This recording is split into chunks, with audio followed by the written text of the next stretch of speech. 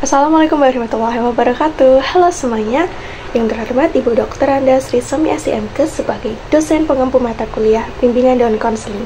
Teman-teman semuanya, pada video kali ini saya akan menyampaikan tentang bimbingan dan konseling. Sebelumnya perkenalkan, nama saya Lisa Septiani Sugiarto dengan NIM 23010500244 dengan nomor presensi 35. Teman-teman, sebelum kita memasuki secara detail apa itu bimbingan dan konseling dan bagaimana prosesnya, saya akan menjelaskan mengapa latar belakang adanya bimbingan dan konseling di sekolah. Jadi teman-teman, ada beberapa aspek yang perlu diperhatikan akibat adanya bimbingan dan konseling di sekolah. Yang pertama, aspek psikologis. Aspek ini mencangkup masalah individu siswa, karakteristik individu siswa, dan juga kelainan tingkah laku pada individu siswa. Lalu yang kedua ada aspek sosial dan budaya.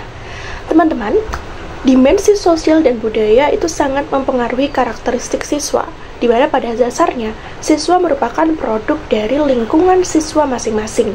Di sana mereka dari kecil dididik dan juga dibesarkan dengan tuntutan sosial budaya di lingkungan masing-masing. Nah, tuntutan sosial budaya yang berbeda-beda pada setiap siswa menghasilkan karakteristik yang berbeda-beda pula. Maka dari itu diperlukan bimbingan dan konseling untuk mengatasi apabila ada penyelewengan dalam karakteristik yang ada di tuntutan sosial budaya di lingkungan siswa masing-masing. Lalu yang terakhir ada aspek iptek. Informasi dan juga teknologi saat ini berkembang secara pesat. Oleh karena itu diperlukan bimbingan dan konseling untuk membedakan dampak positif dan dampak negatif. Untuk yang selanjutnya, yuk simak video ini. Nah teman-teman, setelah kita mengetahui latar belakang adanya bimbingan dan konseling di sekolah, sekarang kita akan mengetahui pengertian bimbingan dan konseling. Jadi bimbingan memiliki arti memberi bantuan dari seorang ahli kepada klien, di mana bisa individu, kelompok, baik dewasa, remaja, ataupun anak-anak, dengan tujuan agar klien dapat mengembangkan dirinya dengan memanfaatkan kekuatan individu dan juga sarana prasarana yang ada tanpa menyelewenghi aturan dan norma-norma. Lalu untuk konseling sendiri memiliki arti pemberian bantuan berupa wawancara dengan tujuan untuk menyelesaikan masalah dari klien tersebut. Jadi dapat disimpulkan jika disatukan, bimbingan dan konseling adalah pemberian bantuan berupa wawancara ataupun konseling kepada klien dengan seorang ahli yang sudah memang ahlinya dengan tujuan untuk mengembangkan diri klien ataupun memecahkan masalah yang dimiliki oleh klien. Nah teman-teman, kita kan tadi udah mengetahui nih arti dari bimbingan dan konseling. Jadi sebenarnya bimbingan dan konseling itu beda atau sama sih? Beda teman-teman, namun ada juga persamaannya. Apa sih persamaannya? Jadi untuk yang pertama persamaannya, bimbingan dan konseling sama-sama menghadapi masalah dan menyelesaikan masalah dari klien. Lalu yang kedua, bimbingan dan konseling sama-sama menghadapi pribadi dan karakter yang unik dan juga dinamis. Lalu yang ketiga, bimbingan dan konseling ini melayani semua individu tanpa melihat latar belakang seperti umur, jenis kelamin, agama, suku, ras, dan lain-lain.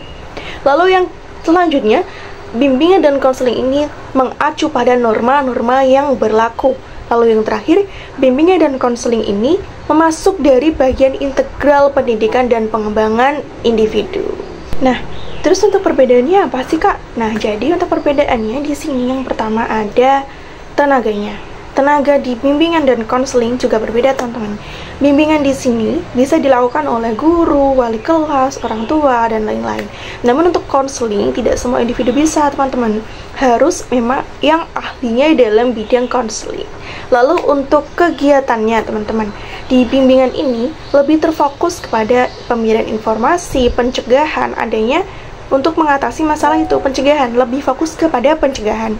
Namun untuk yang konseling di sini fokus terhadap memecahkan masalah dengan tatap langsung kepada kliennya agar dapat memecahkan masalah.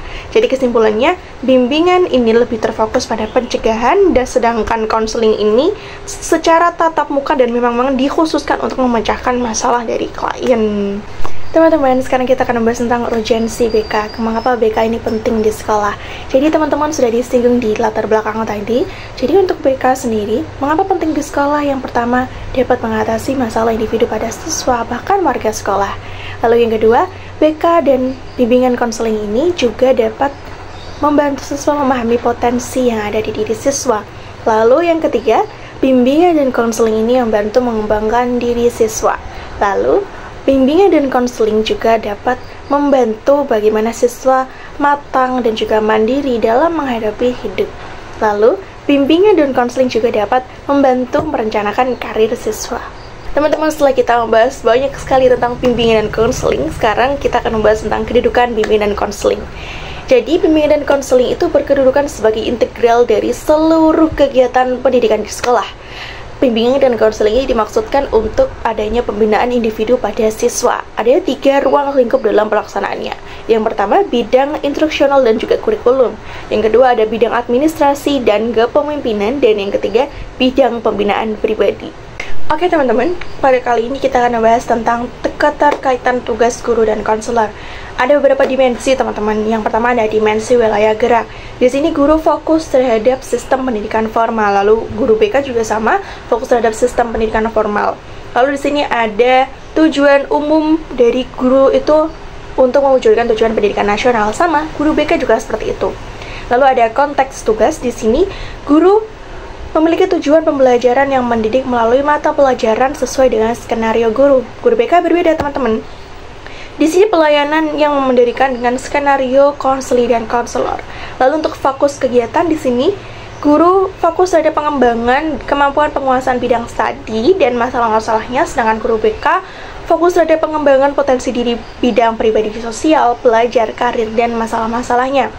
Lalu untuk hubungan kerjanya sama teman-teman, alih tangan atau referral. Target intervensi sekarang teman-teman, guru secara individual itu minim dan BK itu utama. Kelompok itu adalah pilihan strategis dari guru dan juga BK. Lalu untuk klasikal itu dalam guru itu utama dan guru BK itu minim. Lalu untuk ekspektasi kinerja, di sini ada ukuran keberhasilan. Untuk guru mengukur keberhasilan itu ada pencapaian standar kompetensi, lulusan, dan juga lebih bersifat kuantitatif, teman-teman. Dan guru BK beda, teman-teman. Di sini lebih ke kemandirian dalam kehidupan dan juga lebih bersifat kualitatif yang unsur-unsurnya saling terkait. Lalu di sini ada pendekatan umum, teman-teman. Untuk guru ini memanfaatkan instructional effects dan nurturing effects melalui pembelajaran yang mendidik. Sedangkan guru BK ini beda, teman-teman. Di sini pendekatannya mengenal diri dan lingkungan oleh konseli dalam rangka pengentasan masalah pribadi, sosial, belajar, dan karir. Skenario tindakan merupakan hasil transaksi yang merupakan keputusan konseli. Lalu untuk perencanaan, tindak intervensi. Guru ini kebutuhan belajar ditetapkan terlebih dahulu untuk ditawarkan kepada peserta didik. Sedangkan guru BK, kebutuhan pengembangan diri ditetapkan dalam proses transaksional oleh konseli difasilitasi oleh konselor. Yang terakhir, pelaksanaan tindak intervensi. Di sini, dalam guru, ada penyesuaian proses berdasarkan respons idiosinkratik peserta didik yang lebih terstruktur. Sedangkan guru BK, penyesuaian proses berdasarkan respons idiosinkratik konseli dalam transaksi makna yang lebih teratur dan terbuka. Teman-teman, selanjutnya kita akan membahas tentang tujuan bimbingan dan konseling. Di sini ada 2, yaitu tujuan umum dan juga tujuan khusus. Tujuan umum di sini membantu individu mencapai perkembangan optimal. Perkembangan optimal seperti spiritual, keagamaan, akhlak mulia, kepribadian, keterampilan, pengendalian diri, kecerdasan. Dan perkembangan optimal ini mencangkup afektif, kognitif, dan juga psikomotor. Lalu yang kedua ada tujuan khusus. Di sini dikaitkan secara langsung pada permasalahan dan tugas perkembangan yang sedang dialami individu. Pengembangan bakat, minat, kreativitas, kompetensi, dan kebiasaan dalam kehidupan kemandirian, kemampuan berkehidupan keagamaan, sosial, belajar, wawasan, dan perencanaan karir, kemampuan pemecahan masalah. Guru dan konselor mempunyai tujuan yang terinterpretasi dalam pendidikan. Masing-masing mempunyai fokus dan ekspektasi kinerja yang unik. Nah, teman-teman, untuk fungsi bimbingan dan konseling sendiri ada 4, teman-teman. Yang pertama ada fungsi pemahaman. Di sini, kalian memberikan pemahaman tentang bagaimana materi dan juga tentang seputar bimbingan dan konseling. Lalu yang kedua, fungsi pencegahan. Lalu yang ketiga ada fungsi pengentasan, dan yang terakhir fungsi pemeliharaan dan juga pengembangan. Selanjutnya ada orientasi, bimbingan, dan konseling. Jadi ketika sedang membimbing seseorang, pendidikan perlu memperhatikan 3 hal orientasi. Yang pertama, orientasi per seseorang.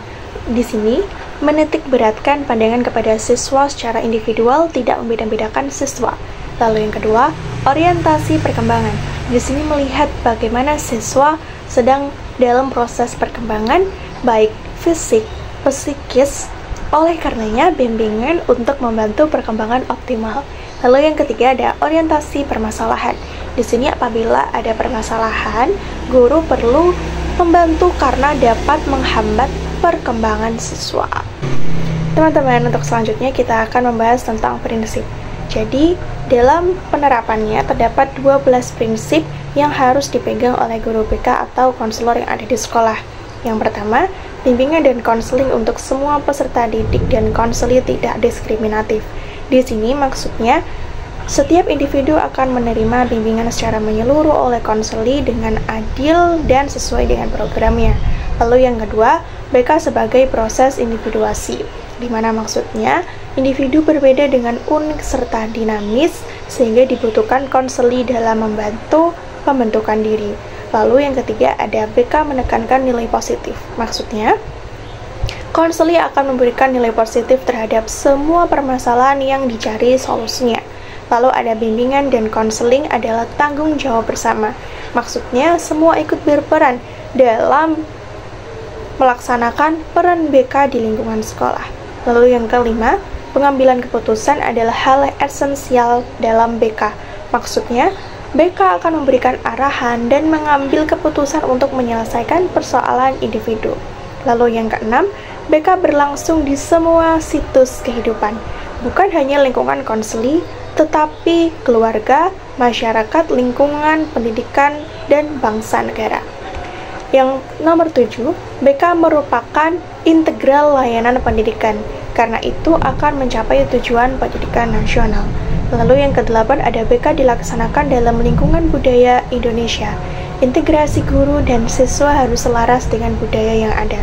Lalu, BK dilaksanakan oleh tangan yang kompeten seperti guru BK atau konselor yang akademik, sarjana pendidikan dalam bidang bimbingan dan konseling, serta telah lulus dalam pendidikan profesi konselor dari lembaga pendidikan tinggi kependudukan. Lalu yang ke-11 ada program bimbingan harus sesuai dengan kebutuhan individu dalam aspek perkembangan. Yang terakhir ada program tersebut harus dievaluasi untuk melihat keberhasilan layanan dan pengembangan program lebih lanjut. Untuk asas-asas bimbingan dan konseling sendiri ada banyak sekali. Yang pertama ada asas kerahasiaan, yang kedua ada asas kesukarelaan, yang ketiga ada asas keterbukaan, yang keempat ada asas kegiatan, yang kelima ada asas kemandirian, dan yang keenam ada asas kekinian, yang ketujuh ada asas kedinamisan, yang kedelapan ada asas keterpaduan, yang selanjutnya ada asas kenormatifan, dan ada asas keahlian, asas ahli tangan, asas tuturi handayani. Nah teman-teman, tadi kan kita sudah belajar tentang asas, prinsip, segala macam, pokoknya tentang bimbingan dan konseling. Lalu, cara menerapkannya bagaimana sih kepada kita sebagai calon guru SD bukan bimbingan konseling? Bagaimana menerapkannya? Jadi, seperti kita masukkan di kegiatan pembelajaran teman-teman. Yang pertama, kegiatan awal pembelajaran. Mulai pembelajaran dengan kegiatan ice breaking dan sharing untuk mengetahui kondisi emosional siswa. Lalu ada selamat pembelajaran, ciptakan suasana kelas yang menyenangkan, inklusif, memberikan kesempatan kepada siswa untuk bertanya dan juga berdiskusi. Lalu ada menutup pembelajaran, lakukan refleksi bersama siswa untuk mengetahui sejauh mana pemahaman mereka tentang materi yang telah dipelajari. Lalu konseling individual teman-teman, jika ada siswa yang mengalami kesulitan atau masalah, berikan waktu khusus untuk berbincang dengan siswa tersebut. Teman-teman, untuk mewujudkan tadi pembelajaran, kita juga harus memiliki kompetensi dong teman-teman. Kita harus menjadi guru yang berkualitas. Nah, apa sih maksud dari guru yang berkualitas? Jadi, guru berkualitas di sini tidak hanya menguasai materi pelajaran, tetapi juga memiliki kemampuan untuk membimbing dan mengarahkan peserta didik secara holistik. Dalam konteks bimbingan dan konseling, seorang guru yang berkualitas memiliki profil beberapa yang akan saya sampaikan berikut. Yang pertama, menguasai teori pendidikan dan psikologi. Yang kedua, memiliki keterampilan interpersonal yang baik. Dan yang ketiga, memiliki sikap profesional. Yang keempat, mampu mengelola kelas ketika kegiatan pembelajaran dan juga mampu memberikan bimbingan dan konseling teman-teman. Nah, terus gimana ya cara kita menjadi guru yang berkualitas? Jadi, sebagai calon guru SD yang ingin menerapkan bimbingan dan konseling dalam pelajaran, ada beberapa hal yang harus dilakukan, teman-teman. Yang pertama, kita harus membangun hubungan yang positif dengan siswa, dengan menjadi pendengar yang baik, menunjukkan empati, dan juga menciptakan suasana kelas yang inklusif. Lalu yang kedua, mengidentifikasi kebutuhan siswa. Kita harus mengamati sehari-hari bagaimana siswa itu tersebut dalam kegiatan pembelajaran. Lalu, kadang kita juga melakukan wawancara individu, serta kita juga harus bekerja sama, teman-teman, dengan wali siswa atau orang tua siswa. Lalu yang ketiga, kita memberikan bimbingan belajar dengan menyesuaikan pembelajaran, memberikan umpan balik yang konstruktif, membantu siswa dalam mengatasi kesulitan belajar. Lalu kita juga memfasilitasi pengembangan emosional sosial siswa, teman-teman, dengan melakukan kegiatan kelompok. Itu juga bisa, teman-teman. Mengajarkan keterampilan hidup juga bisa. Memfasilitasi pengembangan minat dan bakat, seperti mengeksplorasi minat dan bakat mereka melalui berbagai kegiatan ekstrakurikuler, teman-teman. Lalu merujuk ke profesional, kita juga harus bekerja sama dengan guru BK jika ada di luar kemampuan saya, teman-teman. Lalu kita juga harus memberikan informasi kepada kedua orang tua. Kita juga menjadikan bimbingan dan konseling ini sebagai bagian dari rutinitas kelas, seperti waktu kelas untuk berbagi, menyediakan untuk khusus di setiap pertemuan bagaimana berbagi perasaan dan juga pengalaman. Lalu kita juga melakukan kegiatan refleksi dengan membantu refleksi pengalaman belajar mereka dan menetapkan tujuan untuk masa depan. Lalu kita juga menerapkan pendekatan tematik, di mana menggabungkan unsur bimbingan dan konseling ke dalam tema pembelajaran yang sedang berjalan. Nah, teman-teman, sebagai guru yang profesional dan juga berkualitas, kita juga perlu tahu dong karakteristik anak itu kayak gimana. Kita harus memahaminya secara baik. Tentu, sangat tepat sekali memahami karakteristik siswa atau peserta didik ini, itu merupakan hal yang penting bagi seorang guru. Karena pemahaman terhadap karakter siswa akan sangat membantu dalam proses pembelajaran. Jadi kenapa sih kok penting? Yang pertama, penyesuaian pembelajaran. Dengan memahami karakter siswa, guru juga dapat menyesuaikan metode, media, dan juga materi pembelajaran agar lebih sesuai teman-teman dengan gaya belajar dan minat masing-masing siswa. Lalu yang kedua, dengan membangun relasi yang baik. Dengan memahami karakter siswa, guru juga dapat membangun hubungan yang lebih baik dengan siswa, teman-teman. Guru lebih mudah komunikasi, memberikan motivasi, dukungan sesuai dengan kebutuhan siswa. Lalu juga mengidentifikasi masalah. Dengan memahami karakter siswa, kita juga dapat mengidentifikasi siswa yang mengalami kesulitan belajar, masalah sosial emosional, yang memungkinkan guru memberikan bantuan, teman-teman. Lalu ada optimalisasi potensi, di mana setiap siswa memiliki potensi yang berbeda-beda. Dengan memahami karakter siswa, guru dapat membantu siswa mengoptimalkan potensi mereka dalam mencapai kesuksesan. Lalu ada menciptakan lingkungan belajar yang kondusif. Memahami karakter siswa memungkinkan guru menciptakan lingkungan belajar yang aman, nyaman, dan mendukung bagi semua siswa dalam proses pembelajaran. Karakter apa saja yang perlu dipahami sih, teman-teman? Yang pertama, gaya belajar. Setiap siswa memiliki gaya belajar yang berbeda-beda, seperti visual, auditory, dan kinestetik. Yang kedua, minat dan bakat. Minat dan bakat siswa akan sangat mempengaruhi proses motivasi dan juga kinerja mereka dalam belajar. Yang ketiga, ada temperamen. Temperamen siswa seperti ekstrovert atau introvert akan mempengaruhi cara mereka berinteraksi dengan orang lain, teman-teman, dan lingkungan sekitar. Motivasi siswa juga dapat dipengaruhi oleh beberapa faktor, seperti penghargaan, rasa ingin tahu, atau tekanan dari orang tua. Yang selanjutnya, kita juga perlu memahami karakteristik dalam kecerdasan. Setiap siswa memiliki kecerdasan yang berbeda-beda, seperti kecerdasan linguistik, logika matematika, spasial, musikal, kinestetik, interpersonal naturalis gitu. Intrapersonal juga, teman-teman. Yang selanjutnya, emosi. Memahami emosi siswa akan membantu guru memberikan dukungan emosional yang tepat.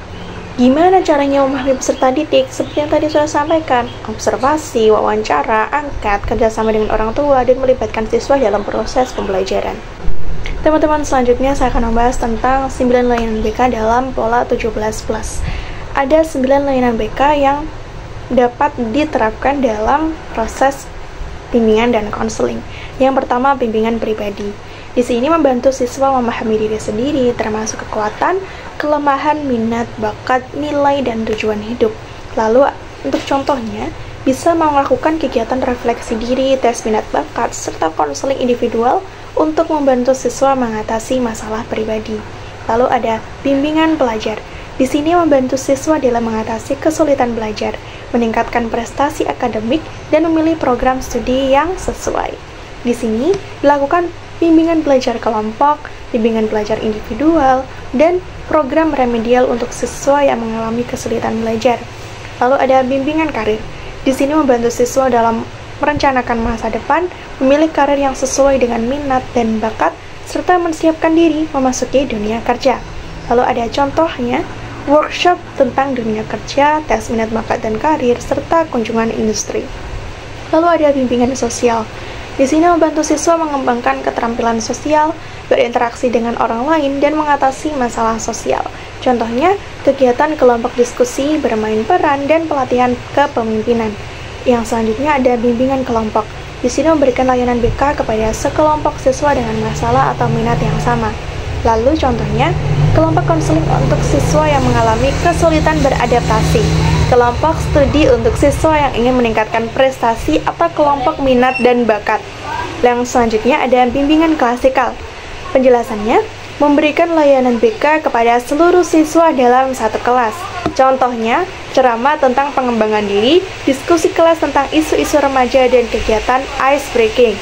Yang selanjutnya ada bimbingan keluarga, di mana di sini membantu siswa dan keluarga dalam mengatasi masalah yang berkaitan dengan keluarga. Lalu, contohnya, dengan melakukan konseling keluarga, pertemuan dengan orang tua, serta membahas perkembangan anak dan program parenting. Yang kedelapan ada bimbingan khusus. Di sini memberikan layanan BK kepada siswa yang memiliki kebutuhan khusus seperti siswa berkebutuhan khusus dan siswa bermasalah. Lalu contohnya, konseling individual untuk siswa berkebutuhan khusus, program rehabilitasi untuk siswa yang bermasalah, dan kerjasama dengan lembaga yang terkait. Yang kesembilan, bimbingan informasi, di mana di sini memberikan informasi yang relevan kepada siswa, seperti informasi tentang pendidikan dan karir, serta kesehatan, dan melakukan penyuluhan tentang kesehatan reproduksi, pencegahan narkoba, dan perundungan. Implementasinya, pada kelas 1 dan kelas 2 fokus kepada bimbingan dan pribadi sosial, seperti pengenalan diri, permainan kerjasama, dan cerita tentang nilai positif. Lalu, di kelas 3 dan 4, bisa melakukan memperluas layanan kepembimbingan belajar dan karir seperti kegiatan kelompok belajar, workshop tentang minat dan bakat, dan kunjungan perpustakaan. Lalu di kelas 5-6, memfokuskan pada bimbingan karir dan persiapan memasuki jenjang pendidikan selanjutnya, seperti tes minat dan bakat karir, workshop tentang pilihan sekolah, dan simulasi wawancara kerja.